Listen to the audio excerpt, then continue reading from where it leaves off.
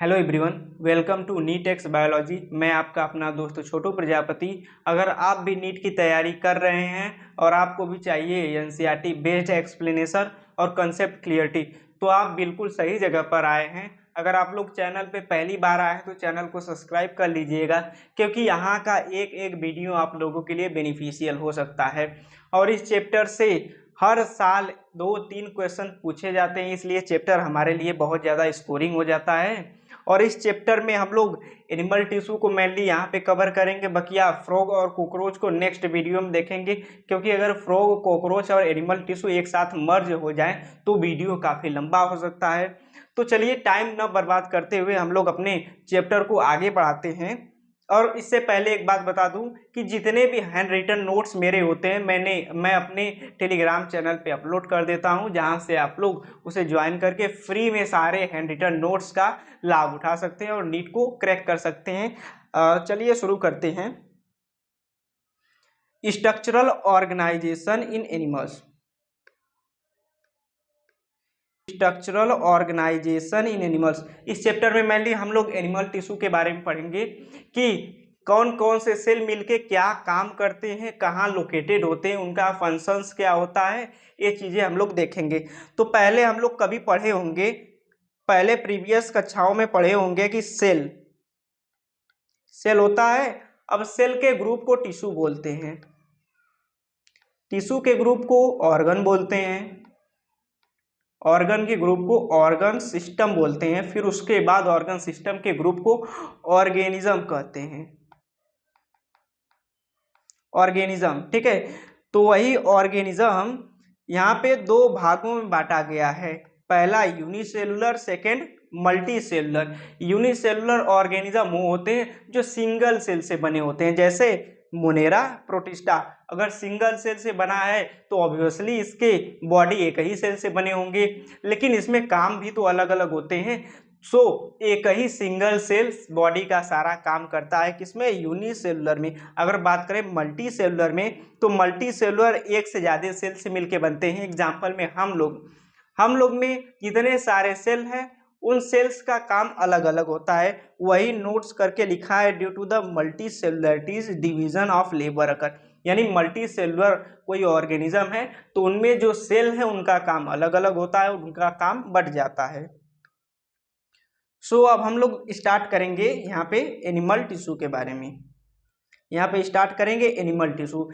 उससे पहले टिश्यू देख लेते हैं। टिश्यू को ग्रुप ऑफ सेल कहते हैं, यानी सेल से टिश्यू बनता है और टिश्यू का ओरिजिन कॉमन होता है बट फंक्शन डिफरेंट होता है। फंक्शन डिफरेंस देखो लिखा है ना, group of similar cell having some intercellular space between them which is filled with a matrix intercellular space substance and performing a specific function. ठीक है, जो टिश्यू जिस काम के लिए बनाया जाएगा वो टिश्यू वही काम करेगा। और देखो यहाँ पे टिश्यू है, इसके बीच में ये सब स्पेस है, इसको इंटरसेलुलर स्पेस बोलते हैं। इंटरसेलुलर स्पेस प्रोटीन और कार्बोहाइड्रेट का बना होता है। यानी मान लो ये सेल है, सेल से मिलके टिश्यू बना है, और सेल के बीच में यानी टिश्यू के बीच में जो डिस्टेंस है या मान लो जो स्पेस है उसको इंटरसेलुलर स्पेस बोलते हैं, जो प्रोटीन और कार्बोहाइड्रेट के बने होते हैं।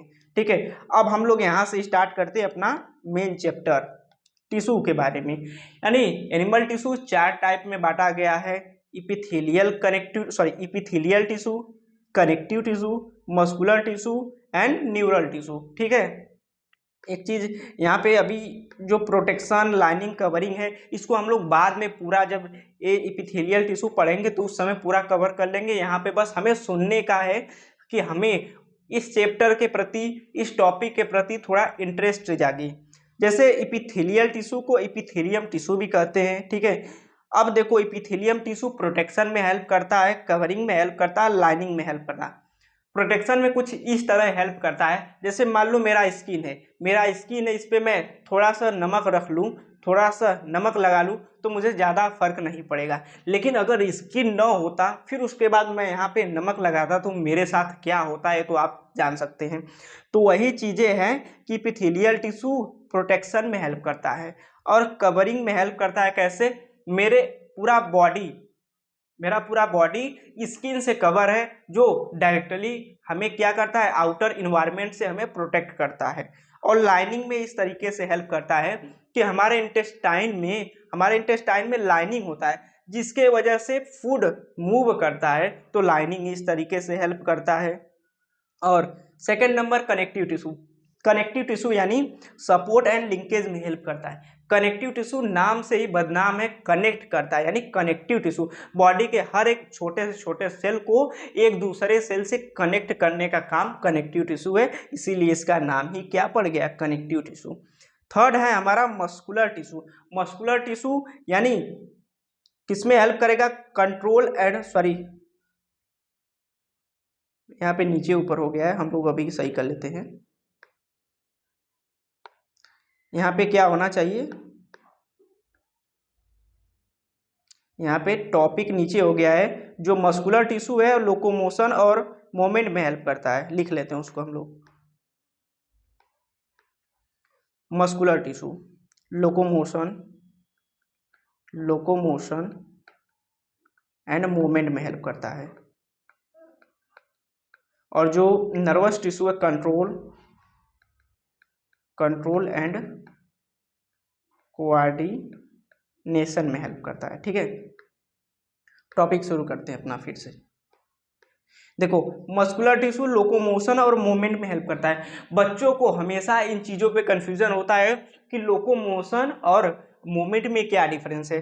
तो भैया मूवमेंट का मतलब देखो, अब मैं यहाँ पे ऐसे ऐसे एक जगह खड़े होकर या बैठकर ऐसे ऐसे कर रहा हूँ, ऐसे ऐसे कर पा रहा हूँ, तो ये मैं क्या कर रहा हूँ, ये मैं मूवमेंट कर रहा हूँ। अगर मैं यहाँ से उठकर डोल के वहाँ पर चला जाऊँ, रन करके वहाँ पर चला जाऊँ, तो उस चीज़ को क्या कहेंगे, लोकोमोशन कहेंगे। और एनसीईआरटी में आगे एक चैप्टर भी है लोकोमोशन एंड मूवमेंट, उसमें एक पॉइंट लिखा गया है कि all locomotion are movement but all movement are not locomotion. क्योंकि मूवमेंट क्या हो रहा है, एक ही जगह खड़े होकर अपना प्लेस नहीं चेंज कर रहे हैं, प्लेस न चेंज करते हुए अपने आप को मूव कर रहे हैं, नीचे ऊपर कर रहे हैं, इस चीज़ को मूवमेंट कहते हैं। लेकिन मैं अपना प्लेस चेंज कर रहा हूँ, यहाँ से यहाँ डोल के जा रहा हूँ, तो इस चीज़ को क्या कहेंगे, लोकोमोशन कहते हैं। फोर्थ हमारा न्यूरल सिस्टम या इसको नर्वस सिस्टम भी कहते हैं, जो कंट्रोल और कोऑर्डिनेशन में हेल्प करेगा, इसको हम लोग देख लेंगे। अब फर्स्ट हम लोग स्टार्ट करते हैं अपना इपिथेलियल टिश्यू। फर्स्ट स्टार्ट करते हैं इपिथेलियल टिश्यू। इपिथेलियल, ठीक है, ईपी का मतलब अपॉन, थेलियल का मतलब रेस्ट।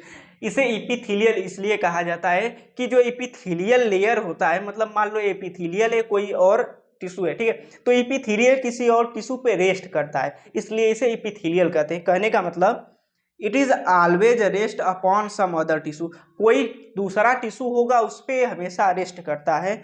और cells are compactly packed with a little intercellular space, ठीक है, एपिथेलियल सेल में इंटरसेलुलर स्पेस होता है, जो प्रोटीन और कार्बोहाइड्रेट का बना था वो इंटरसेलुलर स्पेस होता है। और सबसे इंपॉर्टेंट बात यह है कि जो एपिथेलियल टिश्यू होता है अवेस्कुलर होता है। अवेस्कुलर का मतलब इसमें ब्लड वेसल्स एब्सेंट होते हैं। अब क्वेश्चन यहाँ पे ये होता है कि भैया अगर ब्लड वेसल्स एब्सेंट है तो इसको ब्लड कहाँ से मिलता है, तो इसको न्यूट्रिएंट्स कहाँ से मिलता है, इसको ऑक्सीजन कहाँ से मिलता है। तो इसका जवाब हम लोग यहाँ पे देखेंगे, यहाँ पे इसका हम लोग जवाब देखेंगे कि इसको ब्लड कहाँ से मिलता है, न्यूट्रिएशन कहाँ से मिलता है, ऑक्सीजन कहाँ से मिलता है। ठीक है, पहले इसको देख लो। They do not have blood vessel supply, यानी ब्लड वेसल्स नहीं होता है। और क्या है, हाईली रीजनरेशन एबिलिटी, यानी जो इपिथेलियल टिश्यू है इसमें रीजनरेशन एबिलिटी बहुत ज़्यादा होती है। एंड देखो, अब हमारे क्वेश्चंस का यहाँ पे आंसर मिलेगा। आंसर कुछ इस तरह मिलेगा कि हमारा क्वेश्चन था कि इपिथेलियल टिश्यू में कोई ब्लड वेसल्स नहीं होता है, जब ब्लड वेसल्स नहीं होता है तो उसको ब्लड कैसे मिलता है। आंसर हमारा यहाँ पे आएगा। देखो, इस चीज़ को मान लो क्या है, ये चीज़ हमारा बेसमेंट मेम्ब्रेन है जो नॉन सेलुलर होता है। यहाँ पे एक मिनट, ये हमारा बेसमेंट मेम्ब्रेन है, ये हमारा बेसमेंट मेम्ब्रेन है जो नॉन सेलुलर होता है, यानी म्यूकोपॉलीसेकेराइड और ग्लाइकोप्रोटीन का बना होता है। और ये जो ऊपर वाला लेयर, इसको एपिकल सरफेस या फ्री सरफेस बोलते हैं। एपिकल सरफेस या फ्री सरफेस उसे कहते हैं जो एकदम ऊपर वाला लेयर हो, एपिथेलियल टिश्यू के एकदम ऊपर वाला लेयर हो, जो क्या करता हो, एक्सटर्नल इन्वायरमेंट से फेस करता हो, केमिकल स्ट्रेस, मैकेनिकल स्ट्रेस, इन चीज़ों से फेस करता हो, तो उसे एपिकल सरफेस कहते हैं। अब देखो यहाँ पे सेल्स ऑफ इपिथेलियम है, ठीक है, इपिथेलियम सेल है, लेकिन ये हमारा आंसर नहीं है, ये बस हम लोग कॉन्सेप्ट को बिल्ड कर रहे हैं, लेकिन हमारा आंसर अब शुरू होता है। देखो ये मेरा, मान लो ये मेरा पूरा इपिथेलियल टिश्यू है ऊपर वाला, ठीक है, जो अभी ग्रीन से बना रहा हूँ, ये मेरा इपिथेलियल टिश्यू है। उसके नीचे दूसरा टिश्यू है जिसका नाम है कनेक्टिव टिश्यू, ठीक है। ये नीचे वाला कौन सा टिश्यू है, कनेक्टिव टिश्यू, ठीक है। मान लो एक कनेक्टिव टिश्यू है, ये पूरा कनेक्टिव टिश्यू है, इसके ऊपर इपिथेलियल टिश्यू है। लेकिन हमने पढ़ा है कि इपिथेलियल टिश्यू में ब्लड वेसल्स नहीं होते, लेकिन कनेक्टिव टिश्यू में ब्लड वेसल्स तो होते हैं ना। तो यही कनेक्टिव टिश्यू का ब्लड वेसल्स क्या करता है, इपिथेलियल टिश्यू को ब्लड देता है, यानी कनेक्टिव टिश्यू है, इसके ऊपर इपिथेलियम होता है। इपिथेलियल कनेक्टिव टिश्यू से ब्लड एब्जॉर्ब करता है, न्यूट्रिएशन एब्जॉर्ब करता है, ऑक्सीजन एब्जॉर्ब करता है। यानी हमारा क्वेश्चन था कि अगर इपिथेलियल टिश्यू में ब्लड वेसल्स नहीं होते हैं तो ऑक्सीजन कहाँ से लेता है, ब्लड कहाँ से लेता है, न्यूट्रिएंट्स कहाँ से लेता है। तो द आंसर इज कि इपिथेलियल टिश्यू कनेक्टिव टिश्यू के ऊपर होता है, और कनेक्टिव टिश्यू में हाईली ब्लड वेसल्स होते हैं, जिसके वजह से कनेक्टिव टिश्यू से डायरेक्टली क्या करता है, एपिथेलियल टिश्यू ब्लड को एब्जॉर्ब करता है, जिससे उसको न्यूट्रिशन मिलता है और ऑक्सीजन भी मिलता है। ये हमारा आंसर। अब हम लोग देखते हैं फ्री सरफेस। देखो अब ये ऐसा नहीं है कि फ्री सरफेस लिखा है यानी it may show the modification, ठीक है। अब ये मतलब नहीं है कि हम लोग एपिथेलियल टिश्यू का पहला पार्ट देख रहे हैं या दूसरा पार्ट देख रहे हैं, ठीक है।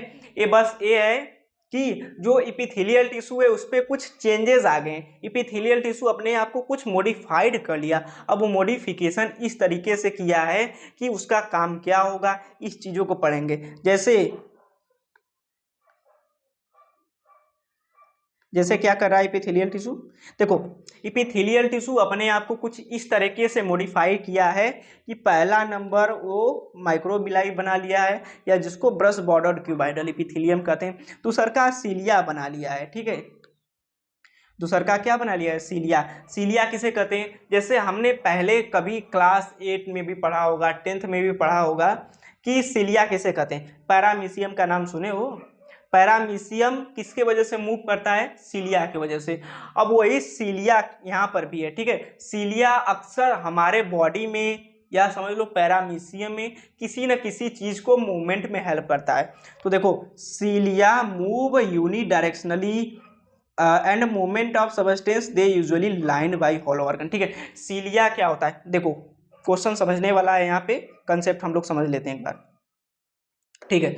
देखो ये ओवरी है, ओवरी सुन लो, देखो ये मान लो ओवरी है, ठीक है। ये फीमेल यूट्रस है, ये ओवरी है, और ये क्या है, फैलोपियन ट्यूब है, फैलोपियन ट्यूब। अब ओवरी से क्या रिलीज हुआ, एग रिलीज हुआ। ओवरी से एग कहाँ तक आना है, यहाँ पे यूट्रस तक आना है। तो ऐसा तो नहीं है कि एग में जादू है, एग में जादू तो है नहीं कि ओवरी से डायरेक्ट ट्रैवल करते करते यूट्रस में आ जाएगा, और उसको ट्रैवल करना है फैलोपियन ट्यूब से ही डायरेक्टली, ठीक है। तो फैलोपियन ट्यूब में सीलिया होता है। सीलिया क्या करता है, सीलिया एग को ऐसे ऐसे ऐसे ऐसे ऐसे ऐसे मूव करता है, यानी मान लो एग यहाँ है, ठीक है, ओवरी से एग निकला, ओवरी से एग निकला, अब एग को ऐसे ऐसे ऐसे ऐसे मूवमेंट करते करते ओवरी से कहाँ तक ला देगा, यूट्रस में ला देगा।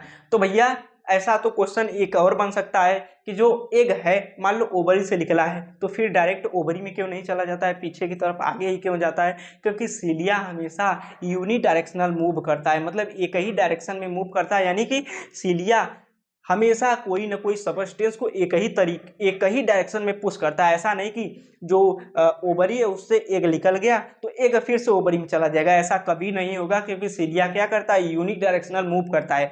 अगर एक बार ओवरी से एग रिलीज हो गया तो एग को सीलिया मूव कराते कराते यूट्रस तक हिलाएगा, ये पूरे गारंटीड है। इसीलिए यहाँ पर लिखा गया है सीलिया मूव करता है सबस्टेंस, और वो भी यूनिडायरेक्शनल में। तो ये सीलिया का काम होता है। और जो इपिथेलियल टिश्यू है अपने आप को उस तरीके से मॉडिफाई किया है कि सीलिया बना लेता है। सीलिया ये जो सीलिया है हमारा मूवमेंट में हेल्प करता है किसी चीज़ों को।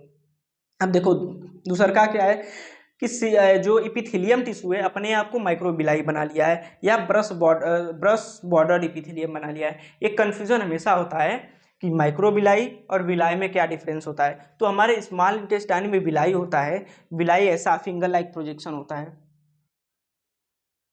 फिंगर लाइक प्रोजेक्शन होता है जो सरफेस एरिया इंक्रीज करता है, जिसके वजह से एब्जॉर्प्शन बहुत ज़्यादा हो पाता है, यानी न्यूट्रिएंट्स फूड एनर्जी हमारे बॉडी में स्मॉल इंटेस्टाइन में बहुत तेज़ी से या बहुत ज़्यादा अमाउंट में एब्जॉर्ब हो पाता है। लेकिन अगर हम बात करें माइक्रोबिलाई की, तो माइक्रोबिलाई फर्दर इस बिलाई का फोल्डेड होता है। मतलब देखो ऐसे ऐसे ये बिलाई है, ये बिलाई है, इसका फोल्डेड क्या है, माइक्रोबिलाई है। यानी इससे क्या होता है और ज़्यादा सरफेस एरिया बढ़ जाता है, किसके लिए, एब्जॉर्प्शंस के लिए। ठीक है, तो जो plasma membrane of the cell folded to the finger like projection called microvilli. ठीक है, अब जो एपिथेलियल टिश्यू था उसका जो सेल है अपने आप को कुछ इस तरीके से फोल्ड किया है, उसका प्लाज्मा मेम्ब्रेन अपने आप को कुछ इस तरीके से फोल्ड किया है कि वो क्या हो गया है, फिंगर लाइक प्रोजेक्शन बन गया है, जिसको माइक्रोबिलाई बोलते हैं। अब माइक्रोबिलाई का काम क्या होता है, माइक्रोबिलाई बन चुका है तो सरफेस एरिया भी ज़्यादा हो जाएगा। अगर सरफेस एरिया ज़्यादा होगा तो एब्जॉर्प्शंस और सिक्रीशन ज़्यादा होगा। तो ये दो चीज़ें थी जहाँ पे इपिथेलियल टिश्यू अपने आप को मॉडिफाई किया है, जिसमें एक तो brush border cuboidal epithelium brush border epithelium बना दिया था, सेकंड सेलिया बना दिया था। अब हम लोग पढ़ते हैं इपिथेलियल टिश्यू मेनली कितने भागों में बंटता है। दो भागों में बंटता है। पहला नंबर जो इपिथेलियल टिश्यू है दो भागों में बढ़ता है, सिंपल इपिथेलियम ए और बी वाला कंपाउंड इपिथेलियम। ठीक है, दो टाइप का इपिथेलियल टिश्यू होता है, simple epithelium, compound epithelium. Simple epithelium यानी सिंगल लेयर का बना होगा। अगर कोई चीज़ सिंगल लेयर की होगी, अगर मान लो एक कपड़ा मैं ले लेता हूँ, ठीक है, कपड़ा ले लेता हूँ, उसके ऊपर से एक लोटा या एक मग्गा पानी डालता हूँ तो तुरंत वो पानी क्या हो जाएगा, कपड़े के नीचे चला जाएगा। ठीक है, तो अभी इसका कंसेप्ट बताता हूँ। सिंगल लेयर ऑफ सेल, ठीक है, simple epithelium single layer of cell होते हैं। Major role in filtration, secretion and absorption. ठीक है, इसका मेजर रोल फिल्ट्रेशन और सिक्रेशन में इस तरीके से होता है कि मैं एक लेयर कपड़ा ले लेता हूँ, ठीक है, उस पर एक लोटा पानी डाल देता हूँ तो पानी क्या होगा, तुरंत नीचे गिर जाएगा। लेकिन अगर उसी पे मैं क्या करूँ, 10 kg का एक डंबल फेंक दूँ, 10 kg का डंबल फेंक दूंगा तो वो कपड़ा रुकेगा नहीं, तुरंत फट जाएगा या नीचे गिर जाएगा। ठीक है, यानी मेन रोल जो सिंपल इपिथेलियम का है वो फिल्ट्रेशन, सिक्रेशन और एब्जॉर्प्शन में हेल्प करता है। लेकिन अगर बात करें वही कंपाउंड इपिथेलियम की, तो कंपाउंड इपिथेलियम मल्टी लेयर होता है, मतलब बहुत सारे सेल्स के लेयर से बनता है। इसका less role in secretion and absorption. अगर मान लो एक लेयर कपड़ा का था, उस पर पानी हम लोग डाल रहे थे तो तुरंत नीचे आ जा रहा था। लेकिन अगर मान लो मैं 100 लेयर कपड़े का बना दूं तो उस पर एक लोटा पानी डालूंगा तो नीचे आएगा, पानी आएगा, सब उसी में एब्जॉर्ब हो जाएगा। यानी इसका रोल सिक्रीशन और एब्जॉर्प्शन में कम होता है। मतलब एब्जॉर्ब करने का मतलब ये नहीं था जो मैं अभी बोला हूँ कि एब्जॉर्ब कर लेगा, मेरा मतलब ये था कि उस पर अगर एक लोटा पानी डालेंगे तो पानी नीचे नहीं आएगा। यानी सिक्रीशन और एब्जॉर्प्शन में ज़्यादा इसका काम नहीं होता है। इसका मेनली जो काम होता है प्रोटेक्शन में हेल्प करता है। एक लेयर कपड़ा है, उस पर मैं 10 kg का डंबल डाल रहा हूँ तो कपड़ा फट जा रहा है। लेकिन वही अगर 100 लेयर कपड़े का मैं लगा दूँ, उस पर 10 kg का डंबल डालूँ तो कपड़े को कोई फर्क पड़ेगा नहीं। यानी प्रोटेक्शन में ज़्यादा हेल्प कर रहा है। प्रोटेक्शन में हेल्प कर रहा है किसके against, chemical and mechanical stress की वजह, मतलब मैकेनिकल स्ट्रेस पे हमें क्या कर रहा है, स्ट्रेंथ प्रोवाइड कर रहा है और कवरिंग में हेल्प कर रहा है। शुरू से अब हम देखते हैं सिंपल इपिथेलियम। ठीक है, शुरू से नहीं, मतलब जो हमारा टॉपिक है पहला नंबर सिंपल इपिथेलियम। सिंपल इपिथेलियम को देखते हैं on the basis of structural modification of cell. Cell में क्या क्या मॉडिफिकेशन हुए हैं, क्या क्या चेंजेस हुए हैं, उस बेसिस पे हम लोग देखेंगे सिंपल इपिथेलियम को देखेंगे। उस बेसिस पे सिंपल इपिथेलियम 3 टाइप में बटा है। पहला simple squamous epithelium, simple cuboidal epithelium, simple columnar epithelium. ठीक है, शुरू करते हैं यहाँ से। अब देखो सिंपल, पहला नंबर simple squamous epithelium. Simple squamous epithelium cells are flat. ठीक है, एक बात समझ लो कि जो सिंपल स्क्वेमस इपिथेलियम होता है टाइल्स की तरह होता है, जैसे फर्श पे टाइल्स बिछाया जाता है उस तरह एकदम चिपटा दिखता है, इसलिए इसे फ्लैट सेल बोलते हैं। जो सिंपल स्क्वेमस इपिथेलियम है उसका सेल फ्लैट होता है। फ्लैट होने का मतलब अगर देखो सेल फ्लैट होगा तो न्यूक्लियस भी फ्लैट होगा, न्यूक्लियस भी फ्लैट है, और न्यूक्लियस इसका कहाँ पे लोकेट होता है, सेंटर पे लोकेट होता है। ठीक है, tissue appear like tiles on the floor, hence it is also known as pavement epithelium. ठीक है, ये जो स्क्वेमस इपिथेलियम था ये टाइल्स की तरह दिखता है, उस तरह जैसे टाइल्स फ्लोर पे लगी होती है उस तरह इतना चपटा दिखता है, इसलिए इसे पेवमेंट इपिथेलियम भी कहते हैं। देखो यहाँ पे फिगर है उसका। एक बात समझ में आया कि इसको एक बात समझ में आया कि इसको पेवमेंट इपिथेलियम क्यों कहते हैं, क्योंकि टाइल्स की तरह इसका अपीयरेंस होता है, इसलिए इसे पेवमेंट इपिथेलियम बोलते हैं। देखो यहाँ पे ये स्ट्रक्चर है, सिंपल इपिथेलियम का है। सिंपल इपिथेलियम का जो सेल है cells are with irregular boundaries. ये तुम देख सकते हो कहाँ पे, इस फिगर में भी देख सकते हो कि इसका बाउंड्रीज बहुत ज़्यादा पैरेलल या अरेंज वे में नहीं है, इसका बाउंड्री इरेगुलर है। तो जो सिंपल स्क्वेमस इपिथेलियम होते हैं उसका जो सिंपल स्क्वेमस इपिथेलियम होते हैं उसका बाउंड्री इरेगुलर होता है, मतलब कहीं उसका कोई अरेंजमेंट नहीं होता है, इरेगुलर होता है। फंक्शन क्या होता है सिंपल स्क्वेमस इपिथेलियम का, फिल्ट्रेशन एंड डिफ्यूजन में है। सो अब एग्जाम्पल देखेंगे कि सिंपल स्क्वेमस इपिथेलियम कहाँ कहाँ पाया जाएगा। पहला नंबर एल्वियोलाई में पाया जाएगा, ब्लड वेसल्स में, ब्लड कैपिलरीज में, ब्लड वेसल्स में, ग्लोमेरुलस, बॉम एंड कैप्सूल। ये जो ग्लोमेरुलस और बॉम एंड कैप्सूल है, ग्लोमेरुलस ग्लोमेरुलस और बॉम एंड कैप्सूल्स एक किडनी में पाया जाता है जो यूरिन को फिल्टर करने में हेल्प करता है। यानी फिल्ट्रेशन में कौन हेल्प कर रहा है, ग्लोमेरुलस और बॉम एंड कैप्सूल। लेकिन अल्विलाई की बात करें तो ये डिफ्यूजन में हेल्प करता है। ऑक्सीजन कार्बन डाई को डिफ्यूजन में हेल्प करता है। जैसे ऑक्सीजन बाहर से आ रहा है तो अल्वेलाई डिफ्यूज करके बॉडी तक भेजता है, अब बॉडी का कार्बन डाइऑक्साइड अल्वेलाई डिफ्यूज करके बाहर निकालता है, इसलिए डिफ्यूजन में हेल्प कर रहा है। अब हम यहाँ पे एक नोट करके लिखा पॉइंट है, नोट करके पॉइंट लिखा है कि simple squamous epithelium of blood vessels is known at endothelium. ठीक है, simple squamous epithelium of blood vessels के सिंपल स्क्वेमस इपिथेलियम को इंडोथेलियम कहते हैं। स्टेटमेंट बेस में पूछ सकता है। सेकेंड, अब लोग हम देखते हैं क्या, अब हमें देखना है क्यूबाइडल इपिथेलियम। हमने पहला देख लिया था,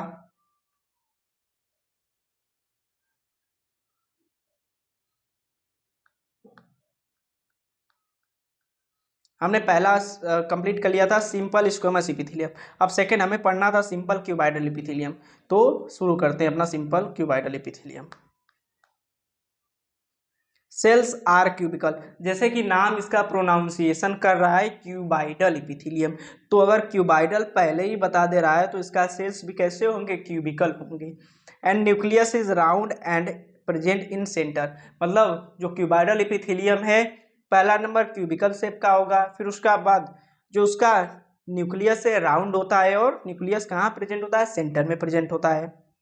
देखो जैसे यहाँ क्यूबिकल सेल है, न्यूक्लियस बीच में प्रेजेंट है। अब देखो इंटरेस्टिंग फैक्ट यहाँ से शुरू ये होता है कि जो पहला नंबर क्यूबाइडल इपिथेलियम है ये भी फर्दर तीन भागों में बांटा गया है। तीन भागों में, पहला सिंपल क्यूबाइडल इपिथेलियम, और second brush bordered cuboidal epithelium, third यहाँ पे सिलिएटेड क्यूबाइडल इपिथेलियम। तो एक एक करके हम लोग देखते हैं। पहले सिंपल क्यूबाइडल इपिथेलियम, ठीक है, कहाँ प्रेजेंट होता है, इसमें ज़्यादा डिफिनेशन नहीं पूछता है, बस इसका एग्जाम्पल पूछ लेता है और कहाँ प्रेजेंट है फंक्शंस थोड़ा मोड़ा पूछ लेता है और ज़्यादा नहीं पूछता है।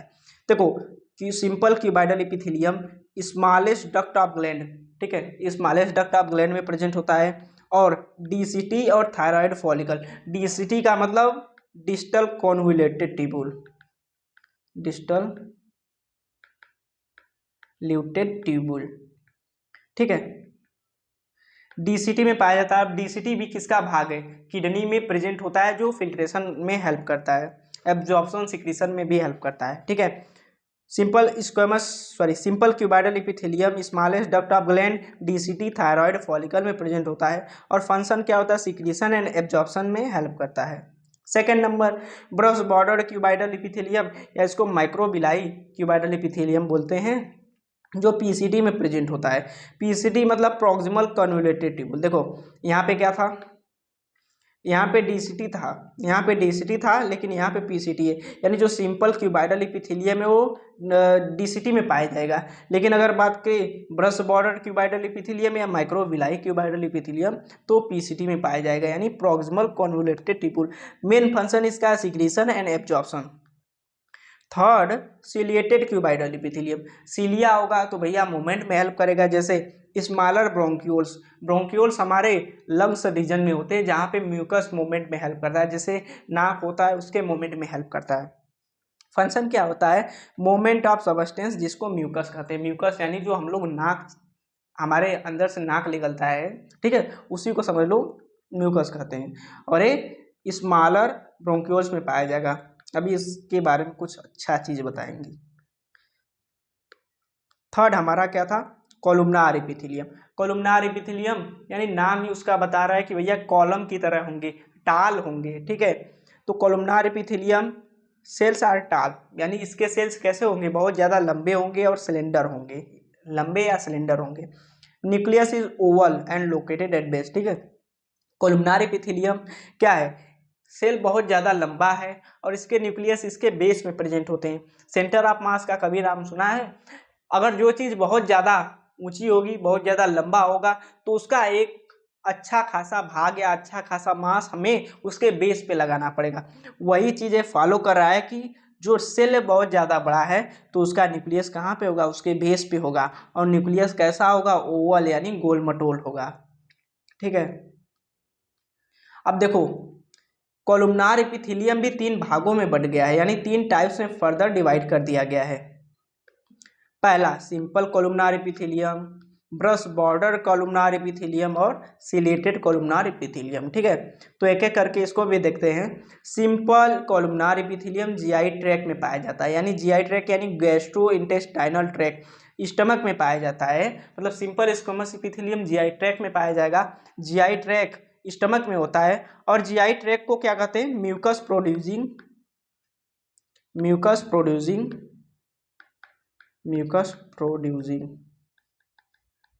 ग्लैंड, ठीक है। जो जीआई ट्रैक होता है म्यूकस प्रोड्यूस करता है, म्यूकस यानी वही चिपचिपा पदार्थ, उसे म्यूकस कहते हैं। सेकेंड हमारा ब्रश बॉर्डर कोलुमनार एपिथेलियम, या इसको क्या कहते हैं, माइक्रोविलाई, इसको बोलते हैं microvilli columnar epithelium. Brush border cuboidal epithelium या माइक्रोविलाई कोलुमनार एपिथेलियम में इसे कहाँ कहाँ प्रेजेंट होता है, गोबलेट से, सॉरी एक मिस्टेक यहाँ पे हुआ कि जो देखो यहाँ पे जीआई ट्रैक तो मान लो गैस्ट्रो इंटेस्टाइनल ट्रैक, ठीक है, लेकिन जो म्यूकस प्रोड्यूसिंग सबस्टेंस था वो गोबलेट सेल था, जीआई ट्रैक नहीं था। यहाँ पे क्षमा चाहूँगा। देखो simple columnar epithelium GI tract में पाया जाएगा, यानी गैस्ट्रो इंटेस्टाइनल ट्रैक जो स्टमक में होता है। लेकिन अगर बात करें ब्रश बॉर्डर कोलुमनार एपिथेलियम की या माइक्रोविलाई कोलुमनार एपिथेलियम की, तो गॉबलेट सेल में पाया जाएगा। अब गॉबलेट सेल जो एलिमेंट्री कैनाल में पाया जाता है, ठीक है, गॉबलेट सेल एलिमेंट्री कैनाल में पाया जाएगा। गॉबलेट सेल म्यूकस प्रोड्यूस करता है, ठीक है, इसी को गॉबलेट सेल को म्यूकस प्रोड्यूसिंग सबस्टेंस कहते हैं। फंक्शन क्या होता है, सिक्रीट एंड एब्जॉर्ब करना, ठीक है, क्योंकि म्यूकस प्रोड्यूस कर रहा है तो सिक्रीट कर रहा है, ठीक है, कुछ चीज़ें एब्जॉर्ब करेगा। तो यहाँ पे एक मेजर चीज़ें छूट गई थी कि हमने जीआई ट्रैक को बता दिया था कि ये क्या है, म्यूकस प्रोड्यूसिंग सबस्टेंस, जबकि वो गलत है, goblet cell mucus producing cell होता है। थर्ड हम देखेंगे सिलिएटेड कोलुमनार एपिथेलियम, यानी जिसमें सिलिया प्रेजेंट होता है। सिलिएटेड कोलुमनार एपिथेलियम एग्जाम्पल कहाँ कहाँ पाया जाएगा, फैलोपियन ट्यूब में। मैंने पहले ही बता दिया है कि ओवरी से एग मूव करता है यूनिडायरेक्शनल, तो किसके हेल्प से, सिलिया के हेल्प से। एंड लार्ज ब्रोंक्यूल्स, देखो इंटरेस्टिंग फैक्ट यहाँ पे आ गया है, अब देखो ध्यान से। पहला नंबर पहला नंबर क्या था कि देखो सीलिएटेड कॉलुमनार एपिथेलियम में, सीलिएटेड कॉलुमनार एपिथेलियम का एग्जाम्पल क्या था, स्मॉलर ब्रोंक्यूल्स। लेकिन अगर बात करें सीलिएटेड सीलिएटेड क्यूबाइडल एपिथेलियम का एग्जाम्पल क्या था, स्मॉलर ब्रोंक्यूल। लेकिन अगर बात करें सीलिएटेड कॉलुमनार एपिथेलियम की तो ये लार्ज ब्रोंक्यूल्स है। ठीक है, डिफरेंस समझ में आ रहा है। क्वेश्चन में हमेशा यहाँ पे लोग अटकते इस चीज़ पे हैं कि ये चीज़ें भूल जाते हैं कि भैया सीलिएटेड कॉलुमनार में होगा या सीलिएटेड क्यूबाइडल में। सीलिएटेड क्यूबाइडल में कौन सा, छोटा वाला ब्रोंक्यूल्स होगा, ठीक है, स्मॉलर ब्रोंक्यूल होगा। लेकिन अगर बात करें सीलिएटेड कॉलुमनार में जो टाल कॉलम की तरह स्ट्रक्चर होता है उसमें लार्ज, यानी इसका ट्रिक एक बन सकता है कि जो कॉलम की तरह है, कॉलम बहुत ज़्यादा लंबे लंबे होते हैं तो उसमें क्या होगा, लार्जर ब्रोंक्यूल्स होगा। लेकिन नॉर्मली अगर हम कहें सीलिएटेड क्यूबाइडल एपिथेलियम तो इसमें स्मॉलर ब्रोंक्यूल होगा। ठीक है, सीलिएटेड क्यूबाइडल में स्मॉलर होगा। अगर हम बात करें टाल सेल की जिसे सीलिएटेड कॉलुमनार एपिथेलियम बोलते हैं, यानी कॉलम यानी लंबा लंबा होगा, यानी लार्जेस्ट ब्रोंक्यूल्स में प्रेजेंट होगा। ये ट्रिक है इसका, इससे हमें याद रह जाएगा।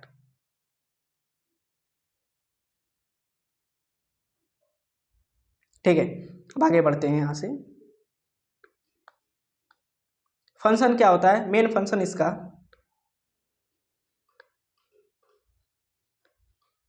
मेन फंक्शन होता है मोमेंट ऑफ सबस्टेंस लाइक ओवा इन फैलोपियन ट्यूब। वो तो सिंपली पहले ही बता दिए हैं कि जो सीलिया होता है किसी चीज़ के मूवमेंट में हेल्प करता है। जैसे यहाँ पे एग्जांपल है फैलोपियन ट्यूब के अंदर होता है जो एग के लिए रिस्पॉन्सिबल है, एग के मूवमेंट के लिए रिस्पॉन्सिबल है। अब हम सब फाइनली देखेंगे ग्लैंडुलर एपिथेलियम क्या होता है। ग्लैंडुलर एपिथेलियम, ठीक है, glandular epithelium it is a type of similar epithelium. ठीक है, ये it is a type of similar epithelium. ठीक है, समझ लो एपिथेलियम के जस्ट सिमिलर ही होता है। And it has a cuboidal और कॉलुमनार सेल। ठीक है, इसके पास क्यूबाइडल या कॉलुमनार सेल हो सकते हैं जो स्पेशलाइज है सिक्रीशन के लिए। ठीक है, ये जो मॉडिफाई किए गए हैं इनका कुछ फंक्शन है जो सिक्रीशन में ही हेल्प करता है। Classifications of glandular epithelium. ठीक है, ग्लैंडुलर एपिथेलियम को बांट दिया गया है किसके बेसिस पे, ग्लैंडुलर एपिथेलियम को बांट दिया गया है on the basis of, on the, sorry एक मिनट,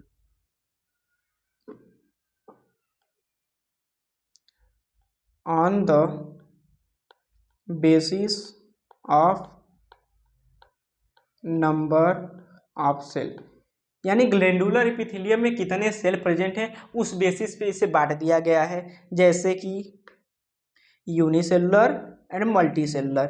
यूनिसेलुलर वही होते हैं सिंगल सेल से बने होते हैं, आइसोलेटेड सेल होते हैं, जैसे जो क्या बनाते हैं, ग्लैंड बनाते हैं। जैसे एग्जांपल में गॉबलेट सेल जो म्यूकस प्रोड्यूसिंग सेल था वो भी सिंगल ग्लैंडुलर एपिथेलियम है। ठीक है, जो गॉबलेट सेल है जो म्यूकस प्रोड्यूस कर रहा था वो भी यूनिसेलुलर ग्लैंड है, यूनिसेलुलर ग्लैंड है। लेकिन अगर बात करें मल्टी सेलुलर ग्लैंड की तो many cells together make a secretion, यानी बहुत सारे सेल मिल के एक ग्लैंड बनाएंगे। अब वो ग्लैंड क्या करेगा, सिक्रीशन निकालेगा यानी हार्मोन्स निकालेगा। ठीक है, जैसे salivary gland, sweat gland, mammary gland, ये सब कौन से एग्जाम्पल है मल्टी सेलुलर ग्लैंड की। ठीक है, यूनिसेलुलर ग्लैंड अकेले हार्मोन्स को निकालेगा, हार्मोन्स बनाएगा। लेकिन जो मल्टी सेलुलर ग्लैंड्स है बहुत सारे ग्लैंड्स एक साथ मिल के, बहुत सारे सेल्स एक साथ मिल के कुछ सिक्रीशन बनाएंगे, कुछ हार्मोन्स बनाएंगे, जैसे सलाइवरी ग्लैंड, स्वेट ग्लैंड या मेमरी ग्लैंड्स। ठीक है, ये होता है। अब हमने देख लिया ऑन द बेसिस ऑफ, पहल का देख लिया on the basis of number of cell. ठीक है, कितने नंबर प्रेजेंट है उस बेसिस पे हमने देख लिया ग्लैंडुलर एपिथेलियम को। अब हम देखेंगे on the basis of mode of pouring their secretion. ठीक है, किस तरीके से, किस मोड से, किस विधि से ये सिक्रीशन यानी हार्मोन्स प्रोड्यूस कर रहे हैं बॉडी में, उस बेसिस पे हम लोग क्या करेंगे देखेंगे। तो पहला इस बेसिस पे अगर बात करें पोरिंग देयर सिक्रीशन तो endocrine gland, second exocrine gland, third इसे मिक्स या हेट्रोक्राइन या कंपोजिट ग्लैंड भी कहते हैं। ठीक है,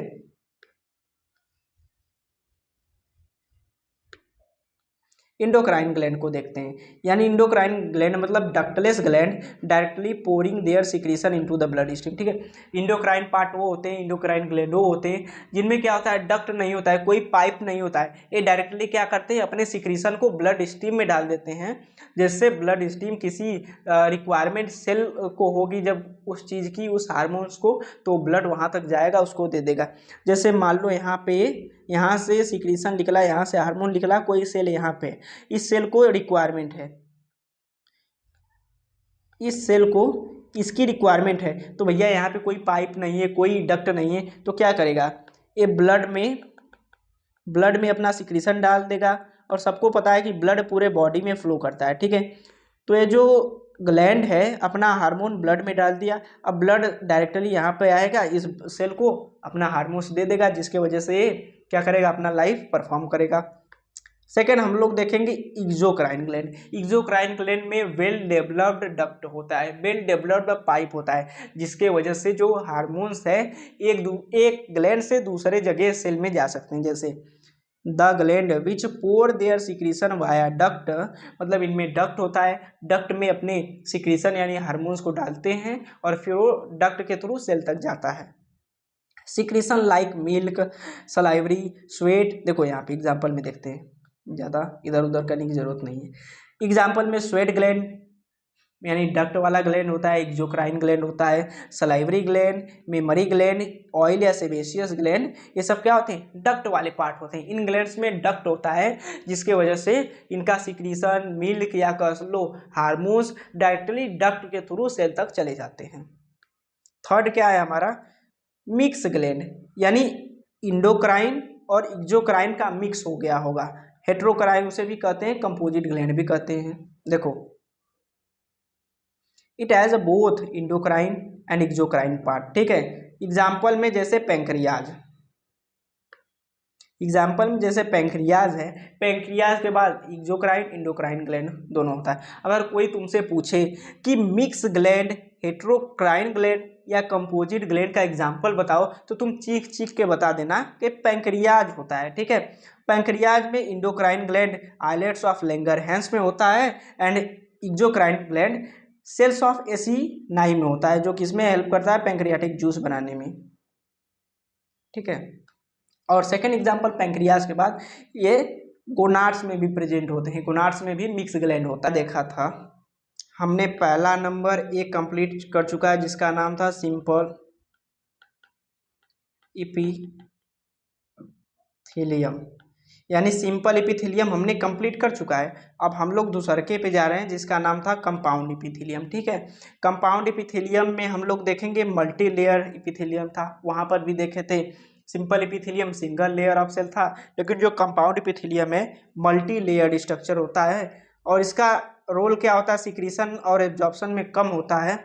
मेनली इसका रोल होता है प्रोटेक्शन में, मतलब वहाँ भी हम कपड़े का एग्जांपल देके बताए थे कि मान लो एक लेयर कपड़ा है तो किस में ज़्यादा हेल्प करेगा, फिल्ट्रेशन में, तो यानी वो कौन सा था, सिंपल इपिथेलियम था। लेकिन अगर 100 कपड़े एक साथ आ जाए, एक पे एक रख दें, तो ज़्यादा सबसे ज़्यादा किस में हेल्प करेगा, प्रोटेक्शन में हेल्प करेगा।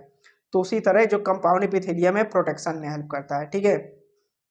Prevent from any kinds of stress, यानी केमिकल एंड मैकेनिकल स्ट्रेस से प्रोवाइड करता है, यानी मल्टी लेयर है, बहुत सारे लेयर्स है, तो केमिकल और मैकेनिकल स्ट्रेस से प्रोवाइड तो करेंगे ही करेंगे। और इसमें भी देखो कंपाउंड इपिथेलियम, जो कंपाउंड इपिथेलियम है दो टाइप के होते हैं, ट्रांजिशनल इपिथेलियम और स्ट्रेटिफाइड इपिथेलियम। ट्रांजिशनल इपिथेलियम और स्ट्रेटिफाइड इपिथेलियम। ट्रांजिशनल इपिथेलियम जो स्ट्रेचेबल होता है, स्ट्रेचेबल यानी कहाँ प्रेजेंट होता है, यूरिनरी ब्लेडर में। यूरिनरी ब्लेडर में ज़्यादा यूरिन भर जाता है तो यूरिनरी ब्लेडर, पेशाब का थैला क्या होता है, स्ट्रेच हो जाता है, स्ट्रेच हो जाता है ताकि स्पेस और बढ़ जाए, जिससे यूरिन उसमें और ज़्यादा इकट्ठा हो जाए। इसीलिए उसको क्या बोलते हैं, स्ट्रेचेबल यानी ट्रांजिशनल इपिथेलियम। यूरिनरी ब्लेडर में मेनली पाया जाता है। Example of stratified epithelium on dry and moist surface, ठीक है। ड्राई और मॉइस्ट सरफेस करने का मतलब देखो, example of stratified epithelium on dry and moist surface. Dry and moist surface करने का मतलब देखो, जो स्किन है स्किन हमारा ड्राई सरफेस होता है। देखो keratinize epithelium as keratin get deposited making surface dry and impermeable for water. ठीक है, हमारा स्किन हो गया, हमारा नेल हो गया, हमारा हेयर हो गया, यहाँ पे केराटिन प्रोटीन डिपॉजिट होता है जिसके वजह से ये स्किन, नेल और हेयर कभी ड्राई नहीं होते। और जहाँ पे केराटिन प्रोटीन नहीं होता है वो रीजन या वो ऑर्गन या वो पार्ट ड्राई होता है। जैसे कौन कौन से पार्ट हमेशा ड्राई होते हैं? बक्कल कैविटी, ये मुंह के अंदर वाला पार्ट है। Firings, oesophagus and vagina, pancreatic duct, salivary duct, ये सब क्या है? हमेशा मॉइस्ट सरफेस रहते हैं। लेकिन अगर बात करें स्किन की, ये ड्राई सरफेस होती है क्योंकि केराटिन प्रेजेंट होता है इसलिए ड्राई सरफेस है, और जहाँ पे केराटिन नहीं प्रेजेंट है वो मॉइस्ट सरफेस है। सेकेंड हम लोग देखते हैं stratified epithelium. 1 minute. Second stratified epithelium यानी नॉन स्ट्रेचेबल, जो एनसीईआरटी में नहीं है तो इसको हम लोग नहीं पढ़ेंगे। बस इतना समझ लेना कि कंपाउंड इपिथेलियम 2 टाइप में होते हैं। पहला ट्रांजिशनल इपिथेलियम एंड सेकेंड हमारा स्ट्रेटिफाइड इपिथेलियम। ठीक है, स्ट्रेटिफाइड इपिथेलियम। अब हम लोग फाइनली पढ़ते हैं सेल जंक्शंस को। ठीक है, सेल जंक्शन स्टार्ट करते हैं। सेल जंक्शंस क्या होते हैं? सेल जंक्शंस मेनली चीज़ों को कनेक्ट करने में या लीकेज को प्रिवेंट करने में यूज होता है सेल जंक्शंस का। देखते हैं इसको, सेल जंक्शंस। ठीक है, structural and functional connection between cells. ठीक है, 2 सेल को स्ट्रक्चरली या फंक्शनली कनेक्ट करता है। This are found in epithelium and other tissue. ठीक है, सेल जंक्शन इपिथेलियम में भी पाया जाएगा और बकिया कुछ और भी क्या हो सकते हैं, टिश्यू हो सकते हैं जिनमें पाया जाएगा। देखते हैं यहाँ पे पहला नंबर का जो सेल जंक्शन है वो टाइट जंक्शन है। फर्स्ट टाइप क्या है? Tight junction. First cell junction tight junction है, यानी junctions which help in the preventing leakage across the cell. ठीक है, ये एनटीए नहीं है कि लीकेज को प्रिवेंट नहीं कर सकता है, ये टाइट जंक्शन है जो लीकेज को प्रिवेंट करता है अक्रॉस द सेल। मान लो यहाँ पे सेल 1 है, यहाँ पे सेल 2 है और इसके बीच में क्या है? टाइट जंक्शन है और यहाँ से लीकेज आने से बचता है, लीकेज प्रिवेंट करता है। एनटीए नहीं है कि एनटीए ट्रांसपेरेंट है। मान लो यहाँ का पेपर क्या बन रहा है यहाँ पे पता चल जाता है, वो इतना ट्रांसपेरेंट नहीं है। ये टाइट जंक्शन है जो लीकेज को प्रिवेंट करता है। एनटीए नहीं है कि लीकेज कर दे। ठीक है, एनटीए से लाख गुना अच्छा ये है। आगे बढ़ते हैं, छोड़ो खैर उन सब बातों को। Second, gap junction. Gap junctions क्या होते हैं? also known as communication junctions which connecting the cytoplasm of cell and help in transfer of ions, small molecule and sometimes even bigger molecule। ठीक है, गैप जंक्शंस का मतलब एक cell के cytoplasm को दूसरे सेल के साइटोप्लाज्म के साथ जोड़ देते हैं जिसकी वजह से आयंस एक्सचेंज हो जाते हैं और मॉलिक्यूल्स भी एक्सचेंज हो जाते हैं, इसीलिए इसे कम्युनिकेटिंग या कम्युनिकेशन जंक्शंस बोलते हैं।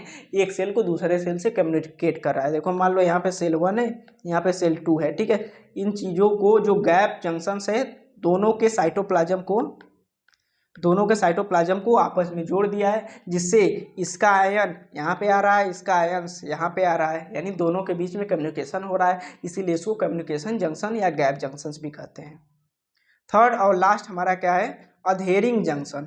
अधेरिंग जंक्शन यानी चीज़ों को सीमेंटिंग कर देना, चीज़ों को लिंक कर देना, चीज़ों को जोड़ देना। देखो junctions which help in the cementing between cell. ठीक है, ये मान लो 2 सेल है, इनके बीच में सीमेंटिंग की तरह एकदम अच्छे से जोड़ दे रहा है, इसलिए इसको अधेरिंग जंक्शन कहते हैं या इसको सीमेंटिंग जंक्शंस भी कहते हैं। ठीक है, अब फाइनली हम देखेंगे कनेक्टिव टिश्यू। सेकेंड नंबर हमारा कनेक्टिव टिश्यू। ठीक है, connective tissue the most abundant and widely distributed tissue of the body. ठीक है, कनेक्टिव टिश्यू बॉडी के हर एक छोटे से छोटे सेल को क्या करता है? कनेक्ट करता है। पैर की अंगुली से लेके हेयर तक क्या करता है? कनेक्टिव टिश्यू कनेक्ट करता है। और कनेक्टिव टिश्यू लगभग बॉडी के हर जगह पाया जाता है। They are named so because they link and support other tissue या ऑर्गन्स। ठीक है, कनेक्टिव टिश्यू नाम से ही हमें लग रहा है कि दूसरे टिश्यू को कनेक्ट करता है, लिंक करता है और उसको सपोर्ट प्रोवाइड करता है। अब देखो कनेक्टिव टिश्यू किन किन चीज़ों से मिलकर बने होते हैं, यानी कंपोजिशन क्या होता है उसको देखते हैं। तो मेनली दो टाइप के कंपोजिशन होते हैं। पहला मैट्रिक्स। मैट्रिक्स को हमें ज़्यादा पढ़ना नहीं, हमको ज़्यादा ध्यान किस पे देना है, सेल पे देना है। तो इसको ऊपर ऊपर से देख लेते हैं कि जो मैट्रिक्स है ग्राउंड सबस्टेंस जो म्यूकोपॉलीसेकेराइड का मेनली बना होता है और ग्लाइकोप्रोटीन का, और सेकेंड नंबर हमारा क्या है, फाइबर है। लेकिन जो हमारा सेल होता है, सेल को हमें डिटेल में पढ़ना है, ठीक है। सेल को डिटेल में पढ़ना है, यानी सेल पहला नंबर फाइब्रोब्लास्ट सेल। फाइब्रोब्लास्ट सेल क्या सीक्रेट करता है, फाइबर। फाइबर जो कि ग्राउंड सबस्टेंस होता है। अगर फाइबर और ग्राउंड सबस्टेंस नहीं समझ में आ रहा है तो हम लोग इस यहाँ पे देखेंगे, ठीक है। इस डायग्राम में फाइबर ग्राउंड सबस्टेंस क्या होते हैं उसको देखेंगे। अभी हमें देखना है कि जो फाइब्रोब्लास्ट सेल है फाइबर सीक्रेट करता है और ग्राउंड सबस्टेंस बनाता है, ठीक है। लेकिन अगर बात करें मैक्रोफेज की, फेगोसाइटिक सेल होता है, इंगल्फ एंड डिस्ट्रॉयड, ठीक है। फेगोसाइटिक सेल इसे इसलिए बोला जाता है कि कोई अगर बैक्टीरिया आएगी तो उसको खा जाएगा, खाने के बाद डिस्ट्रॉय कर जाएगा, इसलिए इसे फेगोसाइटिक कहते हैं। यहाँ पे दिखा गया है, मेंशन किया गया है इंगल्फ। इंगल्फ मतलब निगल जाना, एंड उसको क्या करेगा, अपने पेट में डाइजेस्ट कर जाएगा, ठीक है, डिस्ट्रॉय कर जाएगा। मास्ट सेल, मास्ट सेल को भी हम लोग यहाँ पे पढ़ेंगे। देखो मास्ट सेल है ना, मास्ट सेल को पढ़ेंगे। और eosinophils, neutrophils, plasma B cell. ये eosinophil, neutrophil, plasma B cell और जो माइक्रोफेज है इसको हम आगे कुछ चैप्टर्स हैं उसमें बड़े डिटेल में पढ़ेंगे, तो यहाँ घबराने वाली कोई बात नहीं। अब हम लोग पढ़ेंगे मास्ट सेल। मास्ट सेल तीन टाइप के होते हैं, हिस्टामिन, सेरोटोनिन, हेपरिन। जब हमें छींक आता है, सर्दी जुकाम होता है, तो उस समय मास्ट सेल बहुत ज़्यादा अमाउंट में सीक्रेट होता है, इसलिए हमें छींक आता है। छींक आने का मेन रीज़न, ये जो हमारा ब्लड वेसल्स होता है ये क्या होता है, डायलेट हो जाता है। मतलब पहले ऐसे होता है जैसे ही हिस्टामिन रिलीज होता है, ये जो नसें होती हैं, वेन्स होती हैं, हमारे ब्लड वेसल्स होते हैं, ऐसे डायलेट हो जाते हैं, इसीलिए इसको वेसो डायलेटर कहते हैं। मतलब ब्लड वेसल्स डायलेट हो जाते हैं, ब्लड वेसल्स चौड़ा हो जाते हैं। इस केस में हम लोग क्या लेते हैं, एंटी हिस्टामिन। यानी जब हिस्टामिन बहुत ज़्यादा रिलीज होता है, बहुत ज़्यादा सीक्रेट होता है, तो हमें बहुत ज़्यादा अमाउंट में छींक आता है। जब छींक आता है तो हम लोग एंटी हिस्टामिन लेते हैं, जिसके वजह से ये जो वेसो डायलेटर था, ब्लड वेसल्स डायलेट हो गया था, ये फिर से क्या हो जाएगा, कॉन्स्ट्रिक्ट हो जाएगा। जैसे देखो सेरोटोनिन, सेरोटोनिन भी एक तरीके का एंटी हिस्टामिन की तरह रिएक्ट करता है। इसको वेसो कंस्ट्रिक्टर कहते हैं। मतलब वेसो कंस्ट्रिक्टर मतलब ब्लड वेसल्स कंस्ट्रिक्ट कर देगा। अब हिस्टामिन क्या किया था, ब्लड वेसल्स डायलेट किया था। अब जैसे ही एंटी हिस्टामिन यानी सेरोटोनिन हम लोग लेंगे तो सेरोटोनिन क्या कर लेगा, ब्लड वेसल्स को फिर से पतला कर देगा। लेकिन अगर बात करें हेपरिन की, तो it is a natural anti coagulant, ठीक है। हेपरिन का मतलब ये ब्लड क्लॉट में हेल्प करता है। एक मिनट, यहाँ पे मिस्टेक किस में है, मीनिंग में, ठीक है, लिख लेते हैं, ब्लड क्लॉट, ठीक है।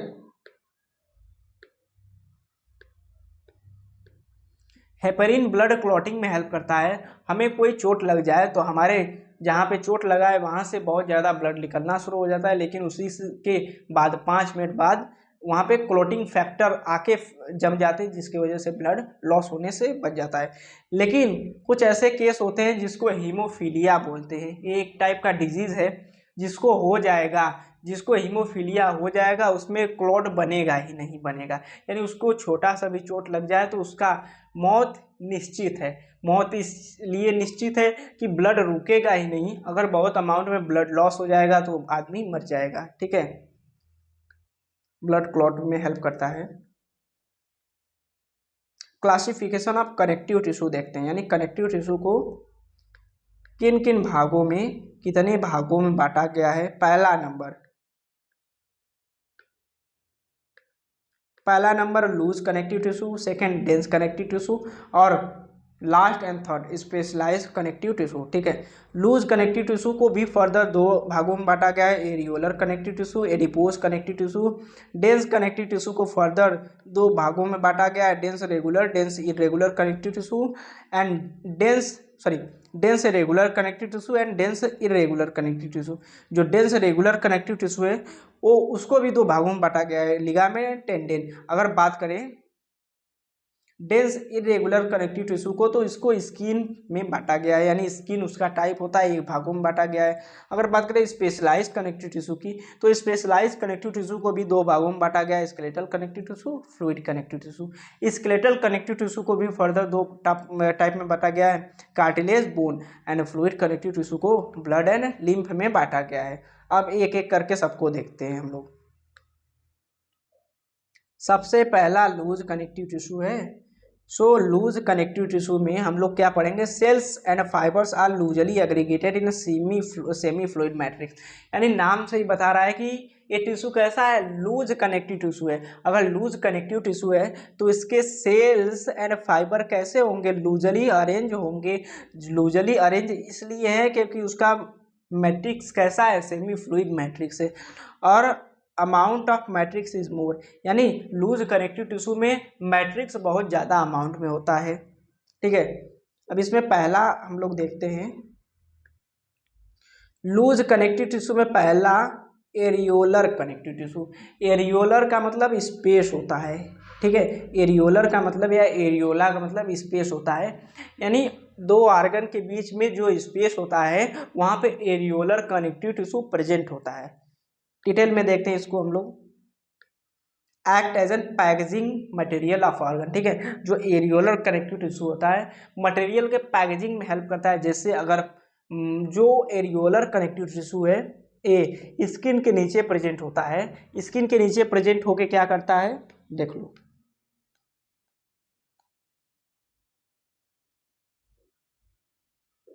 एरियोलर कनेक्टिव टिश्यू स्किन के नीचे प्रेजेंट होके क्या करता है, स्किन के नीचे प्रेजेंट होता है और स्किन को मसल से कनेक्ट करता है। ठीक है, एरियोलर कनेक्टिव टिश्यू स्किन को मसल से कनेक्ट करता है या मसल को स्किन से कनेक्ट करता है। ठीक है, देखते हैं यहाँ पे एक फिगर दिया है।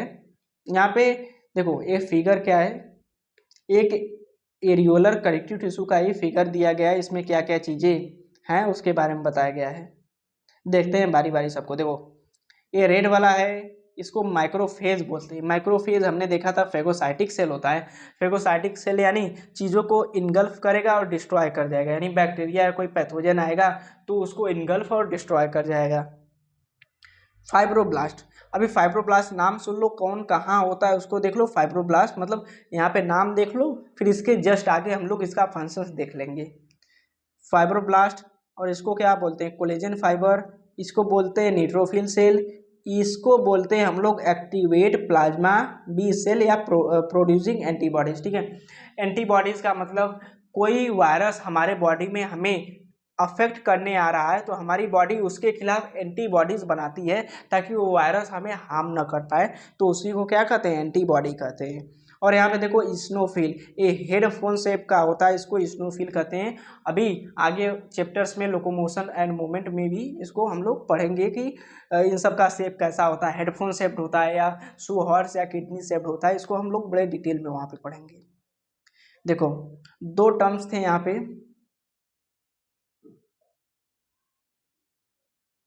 दो टर्म्स थे। देखो ये जो पिंक पिंक वाला इसको इलास्टिक फाइबर बोलते हैं, इलास्टिक फाइबर, इसको इलास्टिक फाइबर बोलते हैं और इसको कोलेजन फाइबर बोलते हैं। फाइबर, कोलेजन फाइबर, अब इसको हम लोग देखेंगे, कोलेजन फाइबर और इलास्टिक फाइबर। ठीक है, तो देखो जो कोलेजन फाइबर होता है वाइट कलर का होता है, इसलिए इसको वाइट फाइबर बोलते हैं। और कोलेजन फाइबर अनब्रांच होता है। अनब्रांच कहने का मतलब ये बंडल में होता है, किसी दूसरे चीज़ों से जुड़ा नहीं होता है। देखो यहाँ पे जो रेड वाला बन रहा है कोलेजन फाइबर यानी अनब्रांच है, बट बंडल में है। लेकिन जो इलास्टिक फाइबर है ये ब्रांच में है, जो पिंक वाला है उसे इलास्टिक फाइबर कहते हैं, वो ब्रांच में है। या अब इसके आगे देखते हैं हम लोग। अनब्रांच होता है कोलेजन फाइबर और प्रेजेंट होता है बंडल में। ठीक है, वाइट कलर का होता है, अनब्रांच होता है और बंडल में प्रेजेंट होता है। बंडल का मतलब देखो बंडल में, अनब्रांच है बंडल है। ठीक है, और स्ट्रेंथ प्रोवाइड करता है। ये चीज़ें हमेशा पूछी जाती हैं कि कोलेजन फाइबर स्ट्रेंथ प्रोवाइड करता है और इलास्टिक फाइबर इलास्टिसिटी प्रोवाइड करता है। जैसे रबर स्ट्रेचेबल होता है वैसे इलास्टिक फाइबर इलास्टिसिटी प्रोवाइड करती है। और इलास्टिक फाइबर येलो कलर का होता है इसलिए इसको येलो फाइबर बोलते हैं, ठीक है। और येलो कलर का होता है इसलिए येलो फाइबर बोलते हैं। और ये ब्रांच होता है, ठीक है। ब्रांच है मतलब एक ही होगा लेकिन इससे अलग अलग अलग अलग ब्रांच निकलेंगे और इंडिविजुअली प्रेजेंट होता है और स्ट्रेंथ प्रोवाइड करता है हमें, ठीक है। अब नीचे देखो, इलास्टिसिटी प्रोवाइड कर लिया, ठीक है। अब नीचे रेटिकुलेट फाइबर डेलिकेटेड होता है मतलब नाजुक होता है, ब्रांच फाइबर होता है और वीक फाइबर होता है, ठीक है। डेलिकेटेड मतलब नाजुक होता है। लोकेशन एंड फंक्शन, ठीक है। एरियोलर टिश्यू कहाँ पे प्रेजेंट होता है और इसका काम क्या होता है देखते हैं। Provide the basic framework of epithelium, ठीक है। इपिथेलियम को बेसिक स्ट्रक्चर्स प्रोवाइड करता है, बेसिक फ्रेमवर्क प्रोवाइड करता है। एंड कहाँ प्रेजेंट होता है, स्किन के नीचे, स्किन के नीचे प्रेजेंट होगा जो कनेक्ट करेगा स्किन और मसल्स को, ठीक है। कोई पूछे कि जो एरियोलर कनेक्टिव टिश्यू है उसका काम क्या होता है, उसका फंक्शन क्या होता है, कोई पूछे एरियोलर कनेक्टिव टिश्यू कहाँ पे लोकेटेड होता है तो बता देना स्किन के नीचे होता है। कोई पूछे एरियोलर कनेक्टिव टिश्यू का फंक्शन क्या होता है तो स्किन और मसल्स को क्या करता है, कनेक्ट करता है। अब देखो यहाँ पे एक डायग्राम से बताया गया है, ऊपर वाला स्टेटिफाइड एपिथेलियम है, उसके नीचे एपिडर्मिस है, नीचे डर्मिस है और एकदम बीच में हाइपोडर्मिस और उसके फिर बाद में एकदम नीचे मसल है। यानी देखो बीच में एरियोलर कनेक्टिव टिश्यू है और देखो एपिडर्मिस, डर्मिस ये सब स्किन है, बीच वाला हाइपोडर्मिस है और मसल है। यानी इसी हाइपोडर्मिस रीजन में एरियोलर कनेक्टिव टिश्यू पाया जाएगा जो क्या करेगा, मसल्स को और स्किन को कनेक्ट करने में हेल्प करेगा। सेकेंड हम लोग देखेंगे एडिपोज टिश्यू। हमने एरियोलर कनेक्टिव टिश्यू देख लिया, अब हम देखेंगे adipose connective tissue. Adipose connective tissue mainly क्या करता है, फैट स्टोरेज में हेल्प करता है। Specialise form of connective tissue that is specialise to store fat, ठीक है। Adipose connective tissue mainly fat store करता है and mainly present beneath the skin, ठीक है। ये भी स्किन के नीचे प्रेजेंट होता है। excess of nutrients which are used immediately get converted into fat and store in the cell called adipocyte cell, ठीक है। जैसे मुझे मेरे बॉडी को एनर्जी की ज़रूरत है 5 कैलोरी, ठीक है, 5 कैलोरी की ज़रूरत है। अगर मैं खाना खा रहा हूँ 10 कैलोरी की, ठीक है, मैं खाना खा रहा हूँ 10 कैलोरी की, तो बकिया जो 5 कैलोरी है, जो 5 कैलोरी है वो कहाँ जाएगा, 5 कैलोरी बॉडी में ही स्टोर होगा ना, वो स्टोर होगा फैट के रूप में। क्योंकि अगर जो 5 कैलोरी है, मैं खाना खा लिया हूँ, मेरे बॉडी को 5 कैलोरी की ज़रूरत है, 5 कैलोरी पूरा होगी, और बकिया जो 5 कैलोरी थी तुरंत उसको तो यूटिलाइज कर नहीं लूँगा, तो उसको तुरंत के लिए मैं फैट के रूप में स्टोर कर लूँगा कि बाद में अगर मुझे रिक्वायरमेंट होगी तो उस फैट को ब्रेक करके मैं क्या कर लूँगा, अपना न्यूट्रिएंट्स ले लूँगा। जैसे देखो यहाँ पे एक फैट मॉलिक्यूल है, फैट मॉलिक्यूल है, यहाँ पे एक सेल है। अब ये फैट सेल के अंदर घुस गया, ठीक है, फैट सेल के अंदर घुस गया, यानी इस सेल को क्या कहते हैं, एडिपोसाइट सेल। एडिपोसाइट सेल हमारे स्किन के नीचे प्रेजेंट होता है जिसमें फैट स्टोर होता है, ठीक है।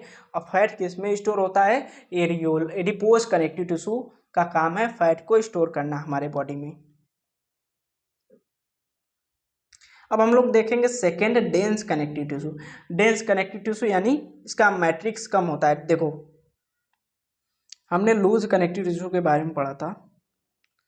लूज कनेक्टिव टिश्यू यानी cells and fibre loosely arrange होंगे और इसका मैट्रिक्स क्या होगा, बहुत ज़्यादा मैट्रिक्स अमाउंट में होगा। लेकिन अगर हम लोग डेंस कनेक्टिव टिश्यू की बात करें तो डेंस कनेक्टिव टिश्यू का मैट्रिक्स कम होता है और फाइबर और सेल इसके क्या होते हैं, कम्पैक्टली अरेंज होते हैं, कम्पैक्टली पैक्ड होते हैं, इसीलिए इसको डेंस कहा जाता है। और जो वो वाला था, लूज वाला था, तो लूज में क्या होता है, सेल्स और फाइबर लूजली एग्रीगेट होते हैं, इसलिए इसको लूज टिश्यू कहते हैं। और एक कम्पैक्टली पैक करके रखता है, इसलिए इसे compact tissue dense connective tissue कहते हैं। अब देखो डेंस कनेक्टिव टिश्यू भी फर्दर दो भागों में बांटा गया है, dense regular connective tissue, dense irregular connective tissue, ठीक है। अब डेंस रेगुलर कनेक्टिव टिश्यू देखो, डेंस रेगुलर कनेक्टिव टिश्यू में हमने पढ़ा था कि लिगामेंट और टेंडेन आते हैं और डेंस इरेगुलर में हमने पढ़ा था स्किन आते हैं। मतलब इसे रेगुलर इसलिए कहा जाता है कि इसके फाइबर और सेल क्या होते हैं, पैरेलली ओरिएंटेड होते हैं। देखो यहाँ पे एक ऑर्गेनाइज वे में ओरिएंटेड है, लेकिन यहाँ पे क्या है, ओरिएंटेड नहीं है, इरेगुलर है। इरेगुलर सेल और फाइबर होते हैं, इसलिए इसको क्या बोलते हैं, irregular, dense irregular connective tissue. ये मेनली स्किन में पाया जाता है, ठीक है, स्किन इसका एग्जाम्पल है। डेंस कनेक्टिव टिश्यू भी कितने टाइप का होता है, सुनो, हमने यहाँ देख लिया dense connective tissue. Dense connective tissue further दो टाइप का होता है, लिगामेंट एंड टेंडेन। अब लिगामेंट क्या होता है, लिगामेंट बोन को बोन से कनेक्ट करता है और टेंडेन बोन को मसल से कनेक्ट करती है। कोई पूछे कि लिगामेंट क्या होता है, तो ligament connect bone to bone. जैसे मेरे यहाँ पे एक बोन है, यहाँ पे एक बोन है, इन दोनों बोन को लिगामेंट की वजह से जोड़ के रखता है, ठीक है। लिगामेंट बोन को बोन से कनेक्ट करने में हेल्प करता है। और अगर बात करें टेंडेन की, टेंडेन कनेक्ट करता है मसल को बोन से। जैसे यहाँ पे मसल है, यहाँ पे बोन है, बीच में रेड वाला क्या है, टेंडेन है, जो बोन को मसल से कनेक्ट करने में हेल्प करता है, ठीक है। थर्ड, स्पेशलाइज्ड कनेक्टिव टिश्यू, यानी skeletal connective tissue, fluid connective tissue, ठीक है। सो हम लोग फर्स्ट पढ़ते हैं स्केलेटल कनेक्टिव टिश्यू। इसका मैट्रिक्स सॉलिड होता है, क्योंकि स्केलेटल कनेक्टिव टिश्यू में हमारे मेनली बोन्स और कार्टिलेज आते हैं, और सबको पता है बोन्स और कार्टिलेज ज़्यादा हार्ड होते हैं। बोन्स कार्टिलेज के कंपैरिजन में ज़्यादा हार्ड होता है, और इसमें फाइबर प्रेजेंट होते हैं, इसलिए बहुत ज़्यादा हार्ड होता है।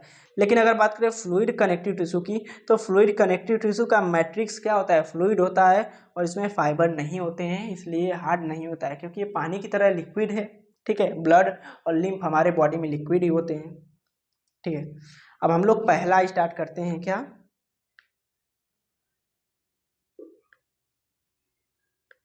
पहला हम लोग स्टार्ट करेंगे यहाँ पे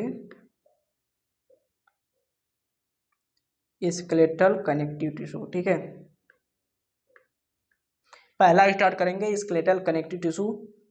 स्केलेटल कनेक्टिव टिश्यू में पहला देखेंगे कार्टिलेज क्या होता है। कार्टिलेज क्या होता है, तो कार्टिलेज का मैट्रिक्स इज सॉलिड, ठीक है। कार्टिलेज का मैट्रिक्स सॉलिड होता है, लेकिन ये सॉफ्ट भी होता है, प्लाईएबल होता है। प्लाईएबल का मतलब कंप्रेशन रेजिस्ट करता है। जैसे एक कार्टिलेज हमारे कान में प्रेजेंट होता है, नाक के एयर टिप्स पे प्रेजेंट होता है, यानी देखो कान को मैं ऐसे कर रहा हूँ, प्लाईएबल यानी रेसिस्ट कंप्रेशन, ठीक है, ऐसे दाब रहा हूँ, फिर छोड़ रहा हूँ तो ये अपने पोजीशन पे आ रहा है, ठीक है।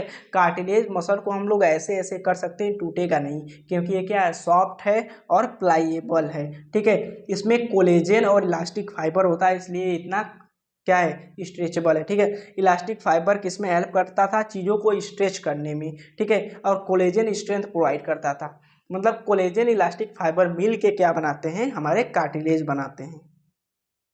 देखो यहाँ पे एक डायग्राम बनाया गया है कार्टिलेज सेल का, ठीक है। कार्टिलेज सेल का यहाँ पे डायग्राम बनाया गया है, तो उसको देखते हैं हम लोग। देखो ऊपर वाला जो कवरिंग है, जिसको पेरिकॉन्ड्रियम कहते हैं, ऊपर वाला जो कवरिंग है कार्टिलेज सेल के कवरिंग को, मतलब कार्टिलेज के कवरिंग, आउटर कवरिंग को कहते हैं पेरिकॉन्ड्रियम। पेरिकॉन्ड्रियम यानी कवरिंग ऑफ कार्टिलेज, ठीक है। पेरिकॉन्ड्रियम के जस्ट नीचे क्या होता है, कॉन्ड्रोब्लास्ट सेल होता है, जो इमेच्योर कार्टिलेज सेल होता है, ठीक है। पेरिकॉन्ड्रियम के जस्ट नीचे इमेच्योर कार्टिलेज सेल होता है, जिसको कॉन्ड्रोब्लास्ट कहते हैं। फिर उसके नीचे मान लो मैट्रिक्स है, और ये सब कोलेजन फाइबर है, ठीक है, इलास्टिक फाइबर है। यहाँ पे एक लेकुना है, ठीक है। लेकुना क्या होता है, filled with space within the matrix in which chondrocyte is present, ठीक है। अब कॉन्ड्रोसाइट क्या होता है, पहले इसको देख लेते हैं। देखो एक कॉन्ड्रोसाइट है रेड वाला, कॉन्ड्रोसाइट क्या होता है, मेच्योर कार्टिलेज सेल होता है। कॉन्ड्रोब्लास्ट क्या था, इमेच्योर कार्टिलेज सेल था, लेकिन कॉन्ड्रोसाइट क्या है, मेच्योर कार्टिलेज सेल। और ये लेक्यूना है, लेक्यूना फ्लूइड फील्ड, यानी जो एक कैनाल है, सर्कल है, इसको लेक्यूना बोलते हैं, जो फ्लूइड होता है जिसमें कॉन्ड्रोसाइट सेल प्रेजेंट होता है। अब कॉन्ड्रोसाइट सेल एक लेक्यूना में एक, दो या तीन या मल्टीपल्स क्या हो सकते हैं, कॉन्ड्रोसाइट प्रेजेंट हो सकते हैं, ठीक है। लेकिन अभी हम लोग बोन वाला देखेंगे, तो बोन में एक लेकुना में एक ही उसका सेल प्रेजेंट हो सकता है, लेकिन कार्टिलेज में क्या होता है, एक लेकुने में ढेर सारे कार्टिलेज के सेल यानी कॉन्ड्रोसाइट सेल प्रेजेंट हो सकते हैं, ठीक है। अब कहाँ कहाँ पाया जाएगा cartilage cell, tips of nose, नाक के टिप्स पे एक्सटर्नल ईयर ज्वाइंट है, यहाँ पे प्रेजेंट होगा। ट्रेकियल रिंग्स यहाँ पे प्रेजेंट होगा, अंदर जो एयर ट्यूब है उसमें प्रेजेंट होगा। इंटरवर्टिब्रल डिस्क यहाँ पीछे रीढ़ की हड्डी के बीच में पाया जाएगा। कोस्टल कार्टिलेज ऑफ रिब्स, ठीक है, रिब्स के अंदर प्रेजेंट होता है, सॉरी रिब्स के अंदर प्रेजेंट होता है, ठीक है, इसको हम लोग आगे देखेंगे रिब्स के अंदर किस तरीके से प्रेजेंट होता है। लारिंक्स प्यूबिक सिम्फेसिस मतलब हिप वाले रीजन में भी पाया जाएगा, क्योंकि बेबी के डिलीवरी में जो कार्टिलेज होता है क्या करता है, अपने आप को क्या करता है, स्ट्रेच करता है, जिससे डिलीवरी हो सके। मैट्रिक्स की बात कहा गया है, मैट्रिक्स में देखो मैट्रिक्स सॉलिड हार्ड होता है एंड प्लाइएबल होता है, ओनली कोलेजन फाइबर प्रेजेंट होता है and function is to be provide an bear body weight, ठीक है। मैट्रिक्स सॉलिड हार्ड होता है एंड प्लाइएबल होता है, ओनली कोलेजन फाइबर प्रेजेंट होता है, इलास्टिक फाइबर नहीं प्रेजेंट होता है, और ये फंक्शन किस में प्रोवाइड करता है, बॉडी के वेट को बियर करने में, यानी बॉडी के वेट को संभालने में हेल्प करता है मैट्रिक्स, ठीक है। अब पढ़ते हैं हम लोग फाइनली बोन को। बोन को देखो दो भागों में ऐसे बांटा जाता है, ऑर्गेनिक इनऑर्गेनिक टाइप में। जो ऑर्गेनिक टाइप होता है 10 से 30% होता है, यानी इसमें ओसिन प्रोटीन होता है। ओसिन प्रोटीन मेनली स्ट्रेचेबल में हेल्प करता है, जैसे कोई चीज़ मैं खींच रहा हूँ या कोई चीज़ ढकेल रहा हूँ, कोई चीज़ पुल कर रहा हूँ, तो मेरे जो बोन है थोड़ा बहुत स्ट्रेच हो रहे हैं, ठीक है। किसके वजह से स्ट्रेच हो रहे हैं, ओसिन प्रोटीन की वजह से स्ट्रेच हो रहे हैं। और इनऑर्गेनिक प्रोटीन 70 से 90% होते हैं, जो मेनली क्या बनाते हैं, बोन को हार्ड बनाते हैं, ठीक है। जैसे कैल्शियम कार्बोनेट हो गया, कैल्शियम फॉस्फेट हो गया, कैल्शियम साल्ट, ये सब क्या बनाते हैं, बोन को हार्ड बनाने में हेल्प करते हैं। अब देखो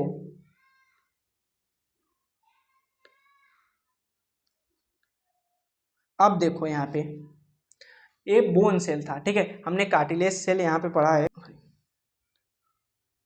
कार्टिलेज के कवरिंग को पेरी कॉन्ड्रियम कहते थे, उसी तरह बोन की कवरिंग को पेरी ऑस्टियम कहते हैं। पेरी कॉन्ड्रियम के जस्ट नीचे कॉन्ड्रोब्लास्ट सेल था, जो इमेच्योर कार्टिलेज सेल था। उसी तरीके से पेरी ऑस्टियम के जस्ट नीचे ऑस्टियोब्लास्ट सेल है, जो इमेच्योर बोन सेल है। कार्टिलेज सेल में हमने देखा था, कार्टिलेज सेल में जो मेच्योर सेल था, ठीक है, मेच्योर कार्टिलेज सेल उसको कॉन्ड्रोसाइट बोलते थे, लेकिन बोन सेल में जो मेच्योर सेल है उसको ओस्टियोसाइट बोलते हैं, ठीक है। ओस्टियोसाइट मेच्योर सेल है, यानी देखो लेकुना है, ये लेकुना है, fluid filled space within the matrix lacuna है। अब एक लेकुना में एक ही ओस्टियोसाइट प्रेजेंट था, लेकिन कार्टिलेज में क्या था, एक लेकुना में मल्टीपल्स हम लोग मेच्योर सेल डाल सकते थे, लेकिन यहाँ पे बोन सेल में ओस्टियोसाइट में एक लेकुना में एक ही ओस्टियोसाइट सेल प्रेजेंट होगा। कहाँ कहाँ ये बोन सेल पाए जाते हैं, लिम्ब बोन में पाए जाएंगे, मतलब बॉडी में जितने बोन्स होते हैं सब में बोन्स, मतलब यार सिंपल तरीका है कि बॉडी में जितने बोन्स है सब बोन्स है, इसमें बताने वाली क्या बात है। लॉन्ग बोन जैसे साइट ऑफ हीमोपोइसिस, ठीक है, ऑफ द ब्लड। हीमोपोइसिस का मतलब फॉर्मेशन ऑफ ब्लड, ठीक है, ब्लड फॉर्मेशन में हेल्प करता है हीमोपोइसिस। लॉन्ग बोन की बात किया जा रहा है, जैसे फीमर हो गया, जांग की जो हड्डी है वो क्या कर रही है, ब्लड फॉर्मेशन में हेल्प कर रही है, ठीक है। हीमोपोइसिस यानी फॉर्मेशन ऑफ ब्लड में हेल्प करता है। सेकेंड हम लोग पढ़ते हैं fluid connective tissue. Fluid connective tissue में पहला blood is the fluid connective tissue containing plasma, red blood cell, RBC, white blood cell, WBC and platelet, ठीक है। It is the main circulatory fluid that help in the transport of various substance. जो blood है main circulatory system, main circulatory fluid इसे इसलिए कहा जाता है क्योंकि ब्लड से ही बॉडी में ऑक्सीजन, न्यूट्रिएंट्स और waste material, nitrogenous waste transport करे जा सकते हैं, ठीक है। इसलिए इसे क्या कहते हैं हम लोग, सर्कुलेटरी फ्लूइड, ठीक है, मेन सर्कुलेटरी फ्लूइड इसलिए इसको कहते हैं। थर्ड हम लोग पढ़ेंगे मस्कुलर टिश्यू। मस्कुलर टिश्यू यानी मसल्स को हम लोग आगे चल के, आगे चैप्टर है एक उसमें अच्छे से पढ़ेंगे, यहाँ पे ज़्यादा पढ़ने वाली चीज़ नहीं है। देखो मसल है, मसल के पास मसल बंडल है जिसे फेसिकल कहते हैं। अब मसल बंडल के पास मसल फाइबर है, मसल फाइबर के बाद मायोफिब्रिल या मायोफिलामेंट। अभी मायोफिब्रिल या मायोफिलामेंट बताने का राइट टाइम नहीं है, क्योंकि अभी नहीं समझ में आएगा, इसलिए इसे अभी क्या करते हैं, वेट पे छोड़ देते हैं। आगे जो चैप्टर आएगा वहाँ पे मसल्स के बारे में अच्छी तरीके से हम लोग बताएंगे मसल बंडल्स क्या होते हैं, मायोफिब्रिल्स क्या होते हैं, मायोफिलामेंट क्या होते हैं, इन चीज़ों को बताएंगे। ठीक है,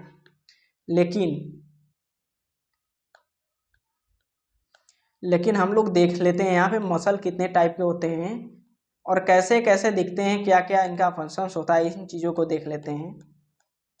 ठीक है, मसल मेनली 3 टाइप के होते हैं।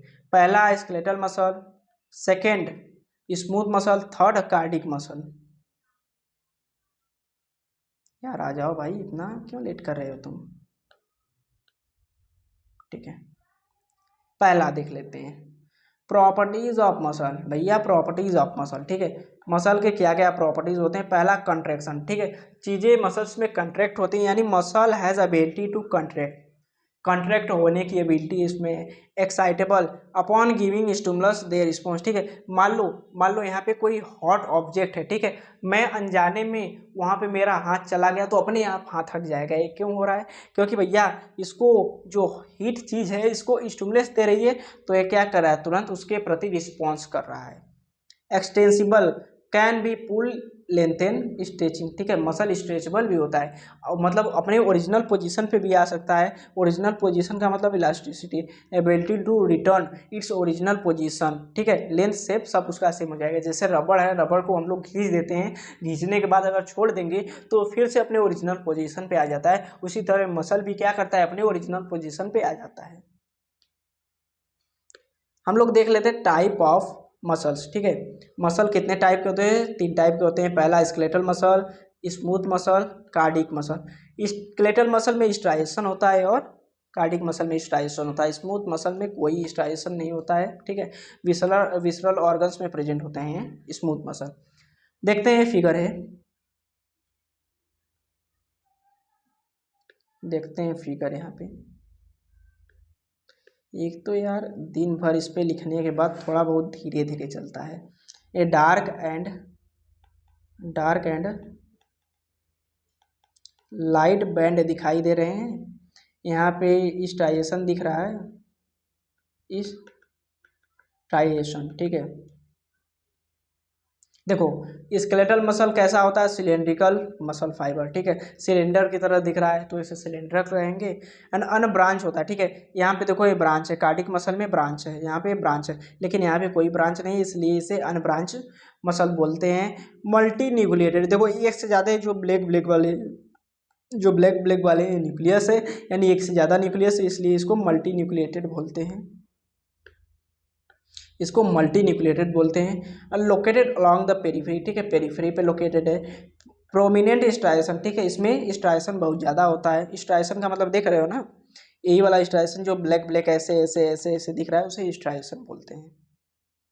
और वॉलंटरी क्या होता है, इनवॉलंटरी क्या होते हैं। वॉलंटरी का मतलब जो चीज़ें हम लोग अपने इच्छा अनुसार करते हैं, इनवॉलंटरी का मतलब जो चीज़ें हम लोग अपने इच्छा अनुसार नहीं करते हैं। जैसे वॉलंटरी की बात कर लें, अभी मेरा मन कर रहा है मैं हाथ ऐसे हिला रहा हूँ, तो ये मेरे कंट्रोल में है, मैं इसको भी हिलाना चाहूँ मैं इसको कंट्रोल कर सकता हूँ, ठीक है, लेकिन जो कंट्रोल कर पा रहा हूँ अपने चाहने से तो उसको वॉलंटरी कहते हैं। अगर जो मैं नहीं कंट्रोल कर पा रहा हूँ उसे इनवॉलंटरी कहते हैं। जैसे क्या मैं अपने हार्ट के मसल को रोक सकता हूँ, कभी नहीं। क्या मैं अपने ब्लड वेसल्स की मसल को रोक सकता हूँ, कभी नहीं। तो ये सब चीज़ें क्या होती है, इनवॉलंटरी, जिसे हम लोग चाह के भी नहीं रोक सकते हैं, अगर एक बार रोक दिए तो आदमी रुक जाएगा, ठीक है। और जो स्केलेटल मसल है फास्ट कंट्रैक्शन करता है और इजीली फटीग, ठीक है, बहुत जल्दी थक जाता है और इसमें ब्लड सप्लाई बहुत ज़्यादा होती है। नो इंटरकैलेटेड डिस्क, अब इंटरकैलेटेड डिस्क क्या होता है, देखो यहाँ पे ब्लैक ब्लैक वाला है, इसको इंटरकैलेटेड डिस्क कहते हैं। इंटरकैलेटेड डिस्क बस कार्डिक मसल में पाया जाता है, ठीक है, इंटरकैलेटेड डिस्क नहीं होगा।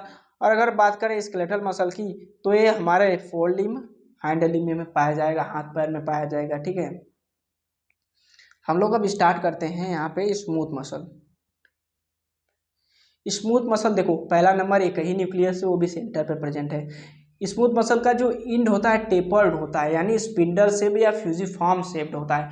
ऊपर बीच में मोटा होगा लेकिन साइड में क्या होगा, जैसे यहाँ पे बीच में मोटा है, साइड में पतला हो गया है, फिर से फॉर्म हो गया है, तो उसी तरह स्मूथ मसल होता है।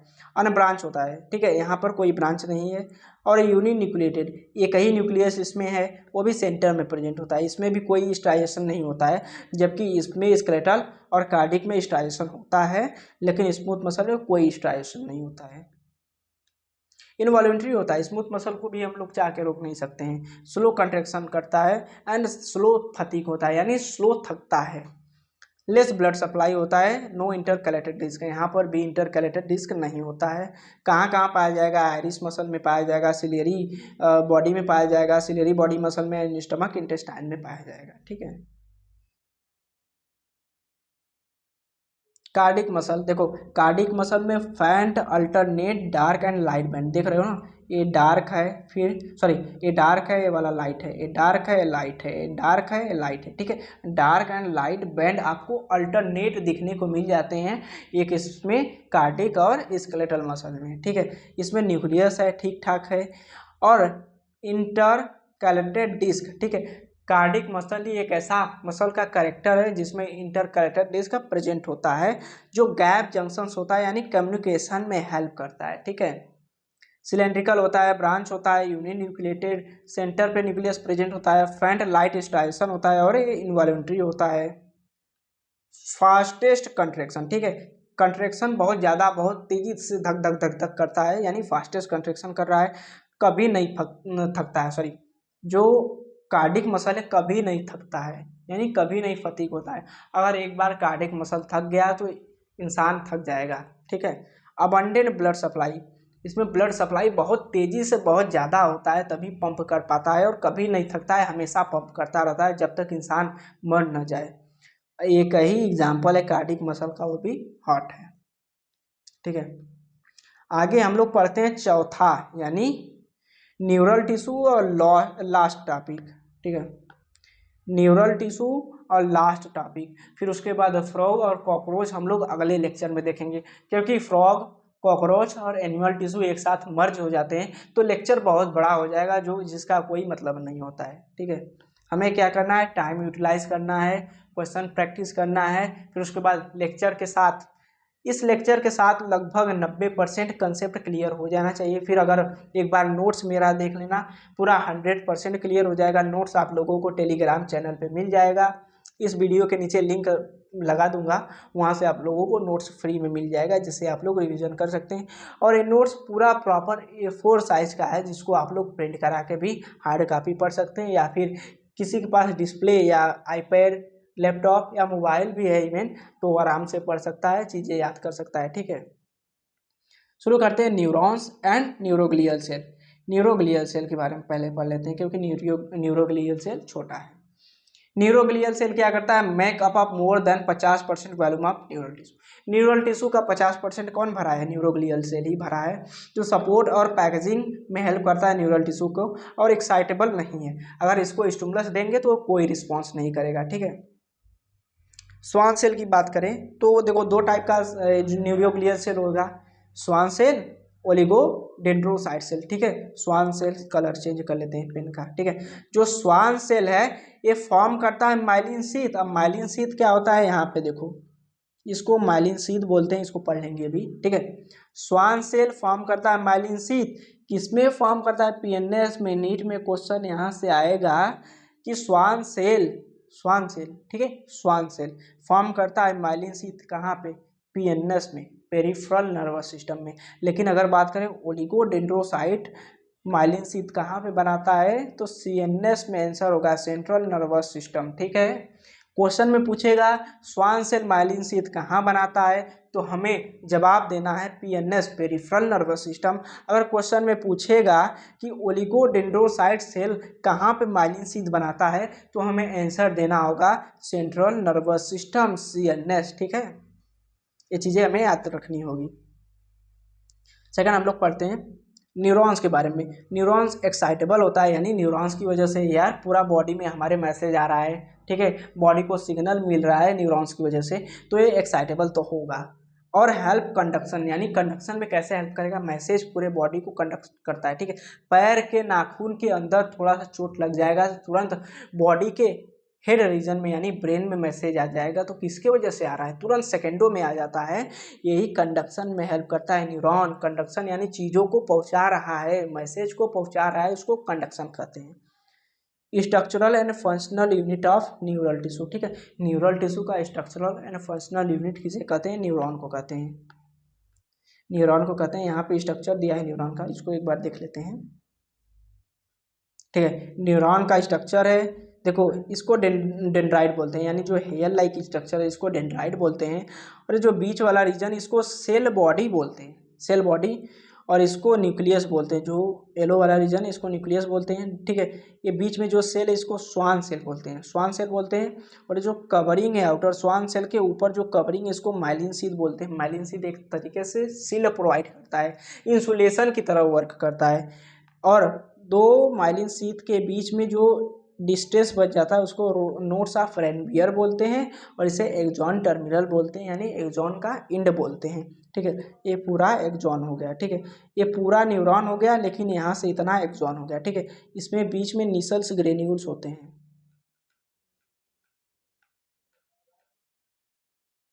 निसल्स ग्रेन्यूल्स में राइबोसोम प्रेजेंट होते हैं। जो राइबोसोम किस में हेल्प करते हैं, प्रोटीन सिंथेसिस करने में हेल्प करते हैं। आगे लिखा होगा उसको हम लोग देख रहे हैं अभी, ठीक है।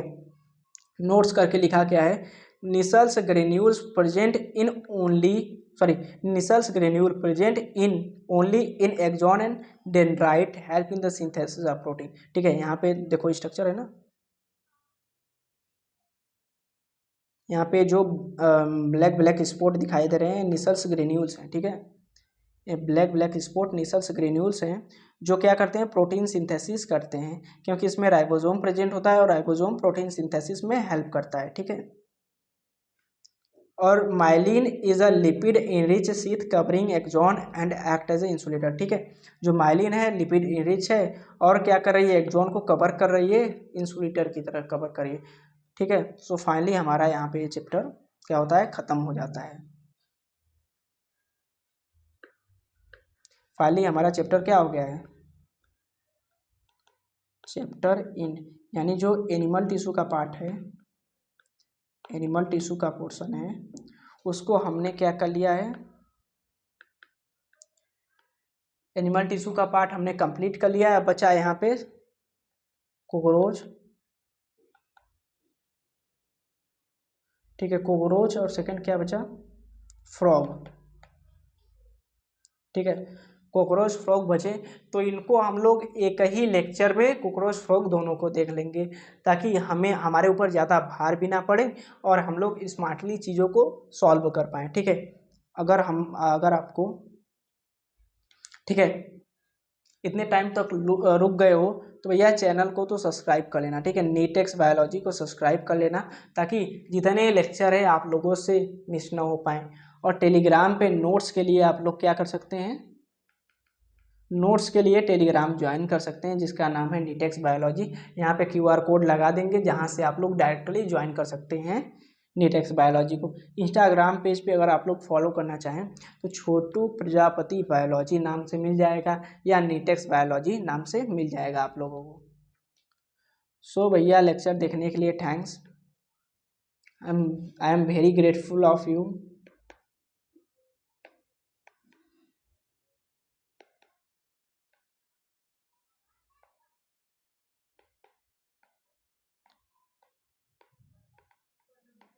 ठीक है, thanks to all brother and sister for watching this amazing lecture, ठीक है। यहाँ से इसके बाद एनिमल टिश्यू में कुछ नहीं पूछेगा, नीट में नहीं पूछेगा, ना ही बोर्ड में पूछेगा।